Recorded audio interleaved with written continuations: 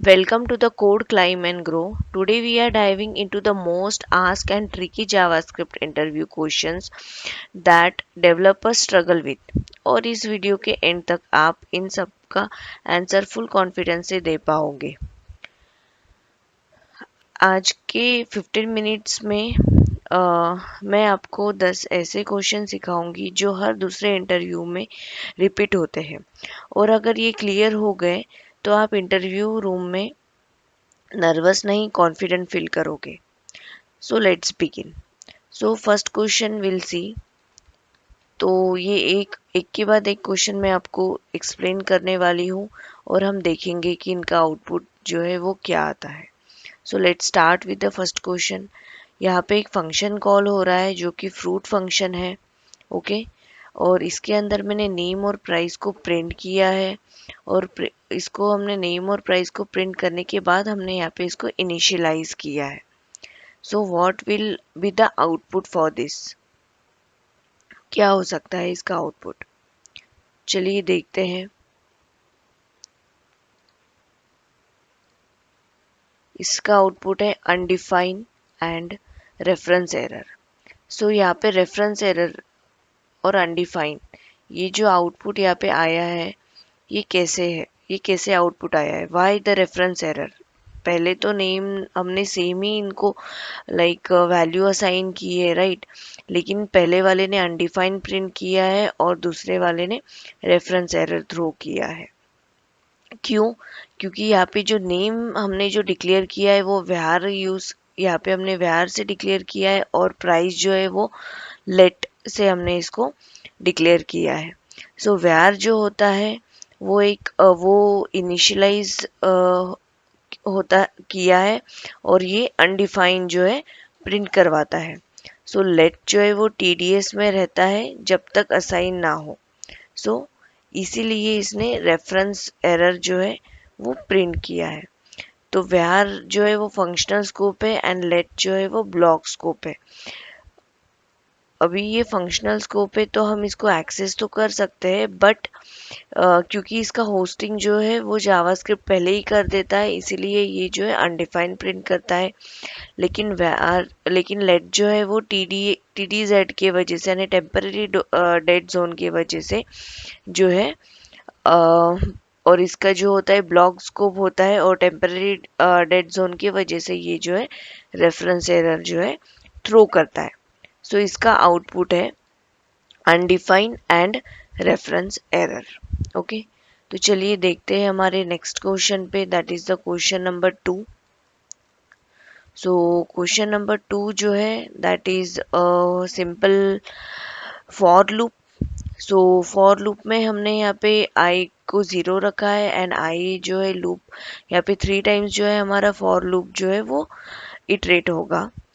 So what will be the output for this? Let's think. आप pause करके भी आप सोच सकते हो। चलिए देखते हैं इसका आउटपुट क्या होगा। इसने 3 टाइम जो है 3 को जो है प्रिंट किया है। वाई? इसने 3 टाइम्स 3 को क्यों प्रिंट किया है? क्योंकि var जो है एक फंक्शनल स्कोप होता है। सिर्फ एक ही शेयर्ड वेरिएबल यानी कि i, एक ही शेयर्ड वेरिएबल i को वो अपना वैल्यू जो है अपडेट करता है। जो भी लेटेस्ट वैल्यू होती है, लेटेस्ट वैल्यू जो जो है हमारी वो है 3। सो i की वैल्यू जो है वो अपडेट हो जाती है यहाँ पे 3 से। ओके सो लूप खत्म होने के बाद i जो है वो 3 हो जाता है। सभी कॉल बैक सेम रेफरेंस जो है यूज करते हैं, इसीलिए सेट टाइम आउट फंक्शन जो है लास्ट में 3 बार कॉल होता है और i को जो है 3 बार प्रिंट करता है। तो i की वैल्यू जो होती है वो 3 है, इसलिए i को यहाँ पे ये प्रिंट करेगा as a 3 times. Okay so इसका आउटपुट है 3 टाइम्स। ओके बट हमें तो चाहिए था लाइक 0 1 2, यहाँ पे 0 1 2 जो है वो प्रिंट होना चाहिए था, राइट? Not 3 times. सो अब हम इस कोड को हम कैसे चेंज करें? चलिए देखते हैं नेक्स्ट क्वेश्चन के साथ। अभी ये जो थर्ड क्वेश्चन है ये भी सेम ही है। यहाँ पे भी क्या है, सिंपल सा फॉर लूप है। इसके अंदर हमने एक सेट टाइम आउट चलाया है जो कि आई की वैल्यू प्रिंट कर रहा है after certain time of completion. Okay, so लेकिन इन दोनों में डिफरेंस ये है कि हमने यहाँ पे जो है where का यूज किया था और हमने यहाँ पे जो है let का यूज किया था। तो यहाँ पे जो है आउटपुट क्या प्रिंट हो सकता है, जरा सोचिए। लेट्स सी, यहाँ पे प्रिंट हुआ है हमारा 012। क्यों? क्योंकि यहाँ पे जो है लेट जो है वो एक ब्लॉक स्कोप है। ओके, लेट जो है वो एक ब्लॉक स्कोप में होता है। हर इटरेशन में न्यू बाइंडिंग क्रिएट होती है। क्लोजर्स डिफरेंट वैल्यूज को कैप्चर करता है। इट मीन्स ये ब्लॉक स्कोप होने की वजह से जो आई जो है अपना एक डिफरेंट वैल्यू जो है स्टोर करके रखता है। तो पहले आई की वैल्यू हुई 0, फिर हुई 1 और फिर 2। तो आई की वैल्यू जो है वो अपडेट नहीं हुई। इसने अपने स्कोप में 3 डिफरेंट आई की वैल्यू जो है स्टोर करके रखी, दैट इज 0, 1 एंड 2। तो जैसे ही सेट टाइम आउट का टाइम खत्म होता है वैसे ही यहाँ पे ये प्रिंट करता है 0, 1 एंड 2।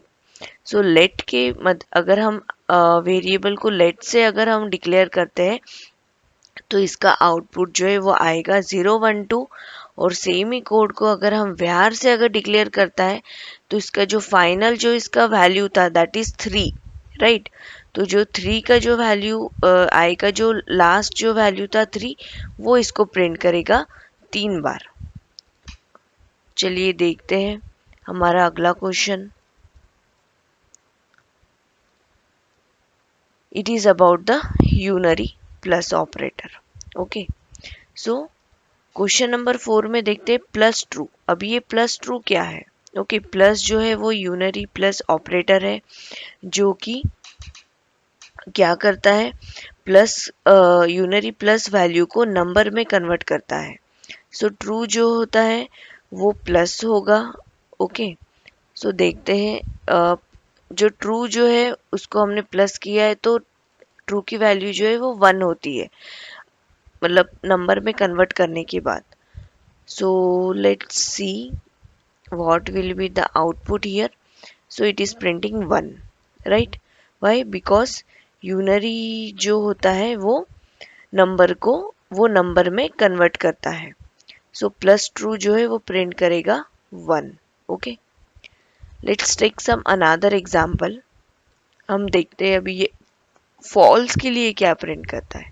ओके, अगर यहाँ पे प्लस फॉल्स किया है या फिर एक नंबर को लिया है,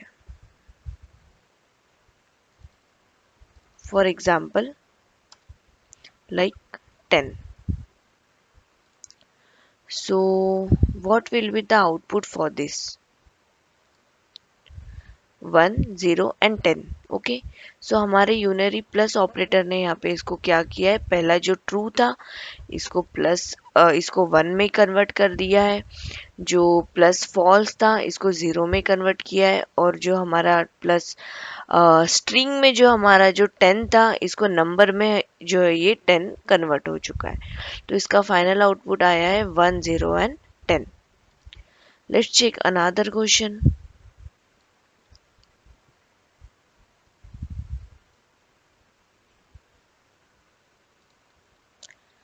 सो ये है logical not and type of operator. Okay, so not operator क्या करता है, यहाँ पे नॉट जो है वो चेक करेगा कि वैल्यू यहाँ पे है या नहीं है। Okay, so what will be the output for this? So non empty string जो होती है वो यहाँ पे क्या होगी, ट्रूथी वैल्यू होगी। Okay, because not, if not of is there it means it is truthy, and not of value it will print a false value, means false. Okay, and type of operator यहाँ पे जो use होता है वो use होता है यहाँ पे कि कौन से टाइप का वैल्यू या कौन से टाइप का जो डाटा है हम स्टोर कर रहे हैं, यानी कौन से टाइप का वैल्यू हम स्टोर कर रहे हैं। तो यहाँ पे जो है हमने यहाँ पे string type of data use किया है, तो यहाँ पे ये डिस्प्ले करेगा कि टाइप ऑफ ऑपरेटर जो है हम यूज़ करेंगे कि कौन से टाइप का डाटा हम जो है स्टोर कर रहे हैं। सो चलिए देखते हैं what will be the output for this. पहले इसने प्रिंट किया है फॉल्स एंड देन स्ट्रिंग। तो फॉल्स क्यों? ओके क्योंकि ये नॉन एम्प्टी स्ट्रिंग है। सो इसने फॉल्स प्रिंट किया है and then type of string जो है वो होता है स्ट्रिंग, इसलिए इसने स्ट्रिंग को जो है प्रिंट किया है। चलिए देखते हैं हमारे अगले क्वेश्चन को, दैट इज क्वेश्चन नंबर 6। ये थोड़ा बड़ा है बट समझते हैं। यहाँ पे मैंने लेट डाटा डिफाइन किया है, that is the size. Then एक ऑब्जेक्ट क्रिएट किया है, that is the bird object by using the const. Const की वैल्यू हम रीडिक्लेयर नहीं कर सकते और चेंज नहीं कर सकते। ओके सो कंसोल में हम यहाँ पे प्रिंट कर रहे हैं like bird of data, bird of size and bird dot size and bird dot data. So let's C bird of data. So bird of data means bird के अंदर हम जो है डाटा का जो वेरिएबल है हम वो एक्सेस करने की कोशिश कर रहे हैं। सो व्हाट विल हैपन, यहाँ पे हमने क्या किया, बर्ड डॉट डाटा किया, यानी कि बर्ड ऑब्जेक्ट के अंदर जो है डाटा नाम की जो है होनी चाहिए, राइट। वैसे ही यहाँ पे हमने देखा है कि बर्ड के अंदर जो है साइज होना चाहिए और बर्ड ऑब्जेक्ट के अंदर जो है साइज की होनी चाहिए, right. So let's go and see what will be the output for this. So इसने जो है 3 टाइम्स जो है स्मॉल को प्रिंट किया है और लास्ट वाला जो है अनडिफाइन है। Why last one is undefined और ये जो 3 है ये स्मॉल प्रिंट हुए। तो पहला वाला जो है बर्ड ऑफ डाटा ये एक डायनेमिक एक्सेस है, यानी ये जो डाटा है ये हम डायनेमिकली एक्सेस कर रहे हैं, ये जो की का जो नेम है डायनेमिकली हम एक्सेस कर रहे हैं। सो इसीलिए इसने क्या किया है, यहाँ पे स्मॉल को प्रिंट किया है। ओके सो साइज जो है ये एक की का नेम है, okay not a variable. Okay so इसीलिए यहाँ पे इसने क्या प्रिंट किया है, स्मॉल प्रिंट किया है। और जो दूसरा वाला है बर्ड ऑफ साइज, राइट, ये क्या है, डॉट नोटेशन, ये क्या है बर्ड ऑफ साइज, ये भी क्या करेगा, स्मॉल को ही प्रिंट करेगा। थर्ड जो है ये हमने यूज़ किया है डॉट नोटेशन के साथ में। डॉट नोटेशन हम कब यूज़ करते हैं, जब हम ऑब्जेक्ट के अंदर का कोई जो हम की जो है वो हम अगर हमें एक्सेस करना है उसकी वैल्यू बाइट्स की, तो हम जो है डॉट जो है यूज़ करते हैं। ओके इसीलिए यहाँ पे बर्ड डॉट साइज इसने प्रिंट किया है लाइक स्मॉल। लास्ट वाला है बर्ड डॉट डाटा। अब बर्ड के अंदर जो है डाटा नाम की तो है नहीं, इसलिए इसने यहाँ पे क्या प्रिंट किया है, अनडिफाइंड। सो पहले 3 जो है ये स्मॉल प्रिंट करेंगे और लास्ट वाला जैसे कि बर्ड के अंदर डाटा जो है वो है नहीं, डाटा नाम की नहीं है, ओनली साइज नाम की है, इसीलिए लास्ट वाला क्या प्रिंट करेगा, undefined. Okay is hope it is clear for you. Let's go to the next question. That is question number 7. So what is question number 7? यहाँ पे मैंने जो है C को लेट डिफाइन किया है, एक ऑब्जेक्ट उसको हमने असाइन किया है name as a Peter, and D को डिक्लेयर किया है और C की वैल्यू जो है हम असाइन कर रहे हैं D को।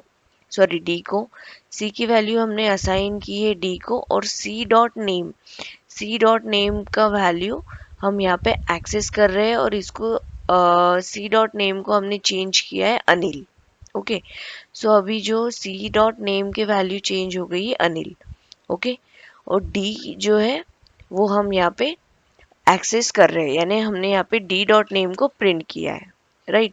सो यहाँ पे आउटपुट क्या आएगा, बहुत लोग बोलेंगे लाइक आउटपुट आएगा लाइक पीटर, क्योंकि जो D को हमने वैल्यू असाइन की है वो C की वैल्यू हमने यहाँ पे असाइन की थी, तब जो था नेम का वैल्यू था वो पीटर था, तो यहाँ पे पीटर जो है वो प्रिंट होना चाहिए, राइट।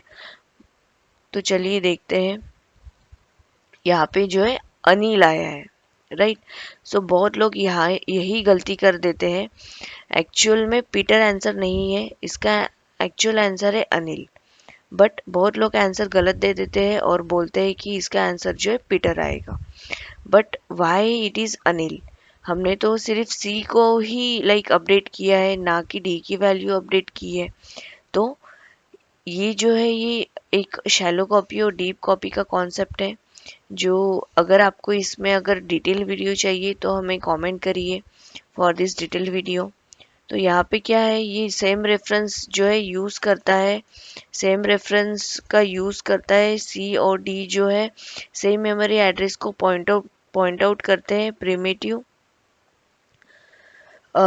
रेफरेंस यही टेस्ट करता है, क्योंकि इसी वजह से क्या होता है, डी भी जो है अपनी ऑब्जेक्ट की वैल्यू जो है वो चेंज हो जाती है।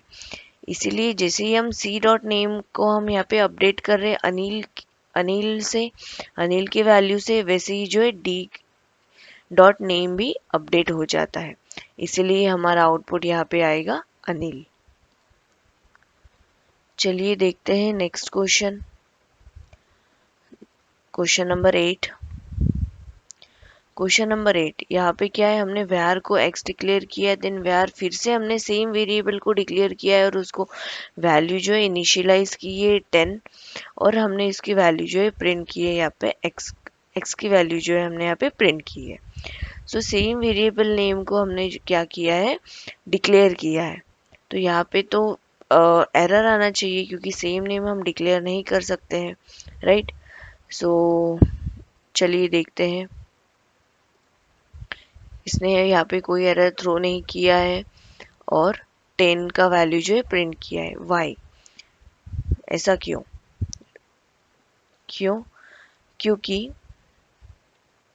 var जो है सेम स्कोप में रीडिक्लेयर अलाउ करता है।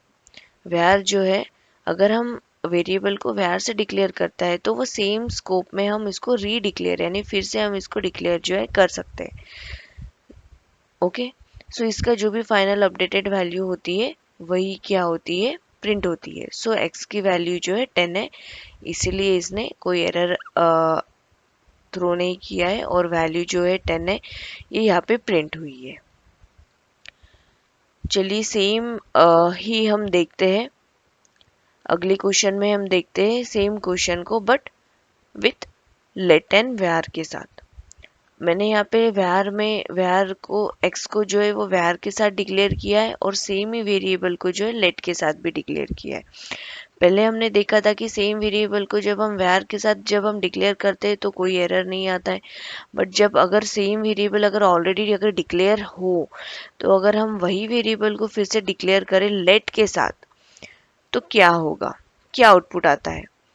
console.log में जब हम प्रिंट करते हैं x, तो चलिए देखते हैं। यहाँ पे इसने जो है सिंटैक्स एरर को थ्रो किया है। Syntax error that is identifier x has already been declared. Okay, ये क्या बोल रहा है यहाँ पे कि x जो है ऑलरेडी डिक्लेयर्ड है, करेक्ट।